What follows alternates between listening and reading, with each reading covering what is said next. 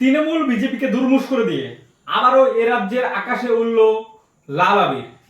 নমস্কার বন্ধুরা, আমি শিপক দাস, আপনারা দেখছেন সঙ্গে শিপক। বন্ধুরা, আজকে কিন্তু আবারও একটি বামপন্থীদের জয়ের খবর নিয়ে চলে এলাম আমি আপনাদের সামনে। এর আগে আমি দেখিয়েছি উত্তরবঙ্গের ধূপগুড়ির যে কাজীপাড়া সমবায় সমিতি নির্বাচন, কাথির কুসুমপুর সমবায় সমিতি নির্বাচন, মুর্শিদাবাদের সমবায় সমিতি নির্বাচন থেকে একের পর এক সমবায় সমিতি নির্বাচনে বামেদের জয়ের খবর। তেমনই আজকে একটি বামেদের জয়ের খবর নিয়ে চলে এসেছি। এটা কিন্তু বিরাট বড় জয় বলা চলে, কেননা এই জয়টি মনে করা হচ্ছে ঐতিহাসিক জয়। এখনো পর্যন্ত আমার জানা নেই যে ভারতবর্ষের কোনো জায়গায় কোনো রাজনৈতিক দলের শ্রমিক সংগঠন টানা ৭২ বছর ধরে নির্বাচনের মধ্য দিয়ে জয়ী হয়ে সাধারণত ক্ষমতা দখল করেছে। এই ইতিহাস সম্ভবত এ রাজ্যের বুকে বামপন্থীরাই প্রথম দৃষ্টান্ত স্থাপন করলো। কোথায়? আমাদের রাজ্যের বুকে যে রয়েছে চিত্তরঞ্জনের সিসিএস অর্থাৎ সিএলডব্লিউ কোঅপারেটিভ ক্রেডিট সোসাইটি, এই যে সমবায়টি রয়েছে চিত্তরঞ্জনের, সেই সমবায়ে কিন্তু মোট ৩১টি আসন রয়েছে। এই ৩১টি আসনে কিন্তু নির্বাচন হয়, অর্থাৎ শ্রমিকদের মধ্যে থেকে যে সংগঠন অর্থাৎ সেই যে সমবায়টি চালাবে তার জন্য কিন্তু নির্বাচন হয়ে আসছে। সেই নির্বাচনে কিন্তু এবারও হয়েছিল গতকাল।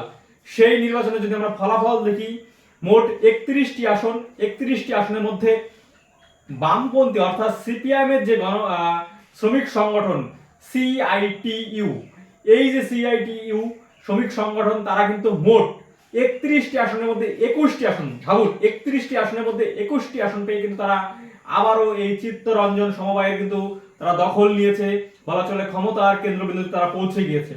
কেন ঐতিহাসিক? কেননা তারা এই জয়ের মধ্য দিয়ে তারা টানা ৭২ বছর এই যে সমবায় রয়েছে চিত্তরঞ্জন অর্থাৎ সিএলডব্লিউ কোঅপারেটিভ ক্রেডিট সোসাইটি, এর কিন্তু দখল নিয়েছে। এছাড়াও যে 10টি আসন রয়েছে, সেই 10টি আসনে আইএনটিইউসি জয়ী হয়েছে, যদিও তারা সেই যে ক্ষমতা, সেই ক্ষমতা তারা দখল করতে পারেনি।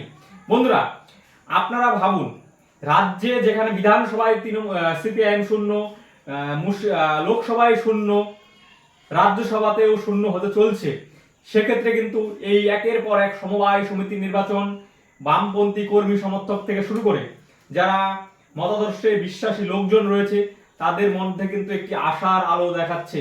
কেননা একবারে, আমি মনে করি একবারে গাছে ওঠা সম্ভব নয়, আস্তে আস্তে কিন্তু গাছে উঠতে হবে। তাই এ রাজ্যের বুকে একের পর এক যে লোকাল বডি নির্বাচন, সেই নির্বাচনে কিন্তু একের পর এক মানুষের যে আস্থা, সেই আস্থার মধ্য দিয়ে বামপন্থীরা পুনরায় জয়ী হয়ে আসছে।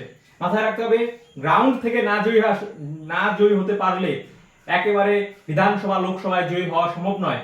কিন্তু যদি আমরা দেখি 2024 লোকসভা নির্বাচন, সেই 2024 লোকসভা নির্বাচনের পর থেকে বামেরা কিন্তু একের পর এক গ্রাউন্ডে যে নির্বাচন, সমবায় সমিতি নির্বাচন হোক, কিংবা হলদিয়া পোর্টের নির্বাচন হোক, কিংবা এই যে শ্রমিকদের যে সংগঠন অর্থাৎ সিআইটিইউ যে চিত্তরঞ্জন, আমরা জানি চিত্তরঞ্জন একটি রেলের লোকোমোটিভের কারখানা, সেই কারখানায় একের পর এক যে অর্থাৎ যে জায়গা থেকে মূলত বামপন্থীরা স্লোগান দিয়ে আসে যে শ্রমিক মেহনতি মানুষের জন্য তারা লড়বে, অর্থাৎ দুনিয়ার মজদুর, অর্থাৎ যারা মজুরি করে যারা দিন যাপন করে তাদের নিয়ে লড়বে, সেই জায়গা থেকে কিন্তু বামপন্থীরা আবারও শক্তিশালী হয়ে আসছে। আর এই শক্তিশালী হয়ে আসার ফলে কিন্তু আগামী 2026 যে বিধানসভা নির্বাচন রয়েছে, সেই 2026 বিধানসভা নির্বাচনে কিন্তু বামপন্থী কর্মী সমর্থকেরা তারা আশা দেখছে।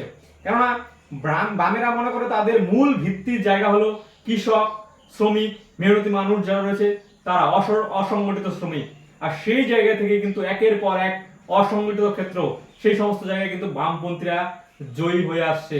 আর এই জয়ের কারণে কিন্তু এই রাজ্যের শাসক দলের বুকে বলা চলে এক প্রকার ভয়ের বাতাবরণ তৈরি হয়ে যাচ্ছে। সন্ত্রাস করে যে তারা এতদিন জয়ী হয়ে আসলো বিভিন্ন জায়গায়, সেই সন্ত্রাসকে আটকে দিয়ে বামপন্থীরা যে লোকাল বডিজ নির্বাচনগুলোতে জয়ী হয়ে আসছে, তাতে কিন্তু আগামী দিনে যে বিধানসভা নির্বাচন রয়েছে 2026-এ, সেই বিধানসভা নির্বাচনে যদি বামপন্থীরা মুর্শিদাবাদ থেকে মালদা, উত্তর দিনাজপুরের কিছু জায়গা, নদিয়ার কিছু জায়গা, কলকাতার কিছু জায়গা রয়েছে যে জায়গাগুলো মূলত বামপন্থীরা বরাবরই শক্তিশালী ছিল, সেই জায়গাগুলোতে কিন্তু তৃণমূলের জন্য চিন্তার ভাঁজ ফেলতে বাধ্য করছে এই লোকাল বডি নির্বাচনগুলো।